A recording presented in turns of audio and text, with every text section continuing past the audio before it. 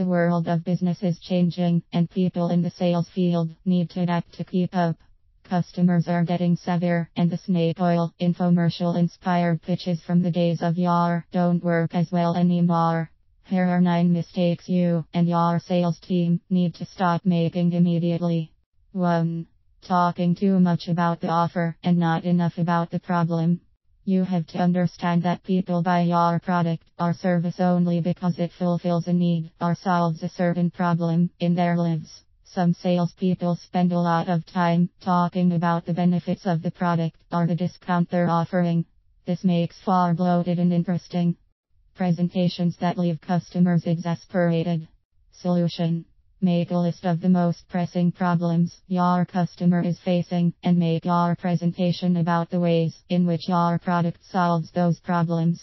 2. Focusing too much on the glamour and visual details of the presentation.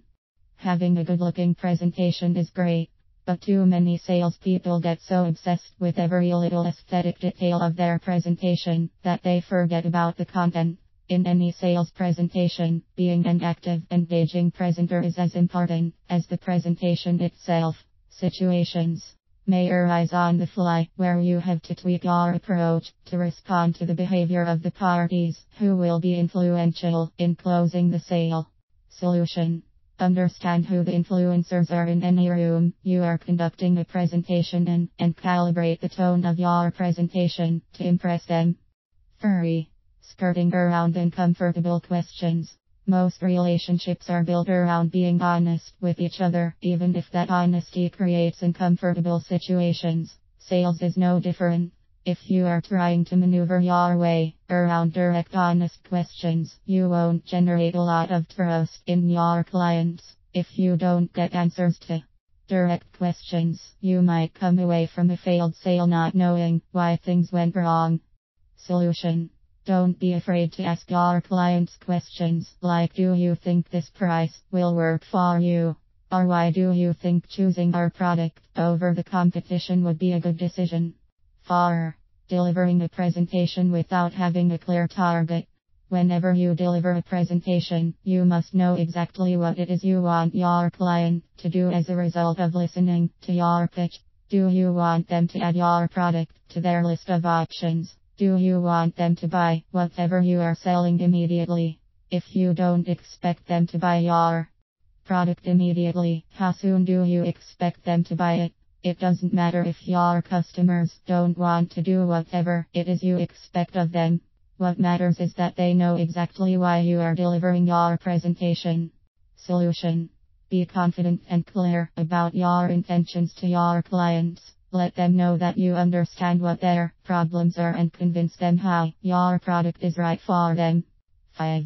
Focusing too much on the price. Every single client who says the price is non-negotiable is actually willing to pay more for the right product. As a salesperson, it is easy to get into endless negotiations with a client whose budget seemingly won't allow for a single dollar above the price they are quoting. Don't fall into this trap. Solution. Make the resolution of your client's problems the focus of your presentation. Let the benefits of your offer speak for themselves. Your product should be the best option, not the cheapest one. 6. Violating the crucial always be closing rule.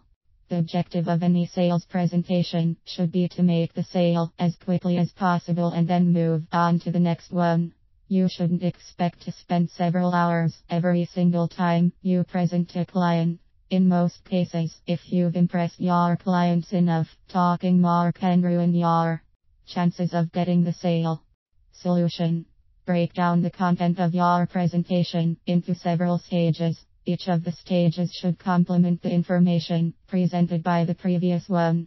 At the end of each stage, ask for the close. If your clients say they don't have enough information to make a decision yet, move to the next stage and repeat the process. 7. Waiting till the end of the presentation to talk about your price.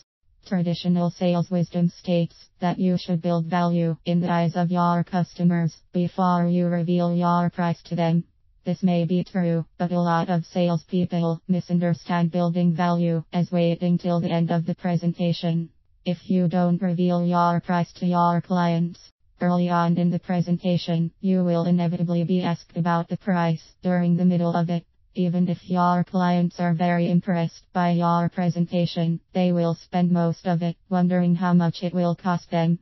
Solution: let your customers know the price of your product right off the bat. This way, they can weigh the benefits of the product against the cost they will be paying. If they have any concerns about the price, you can deal with them during your presentation by proving your product is worth it. Letting your customers know the price immediately also projects an air of confidence and builds trust. 8. Target the people whose opinion will influence the decision maker.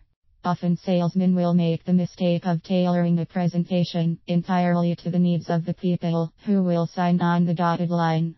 In reality, there are multiple people who influence the final outcome of a purchasing decision. Don't ignore them during your presentation. Solution: find out who the influencers are and what they need, and make sure your presentation talks about solving their problems. 9. Offering free trials to finalize a sale. In certain cases, offering your clients a free trial of service or product might work.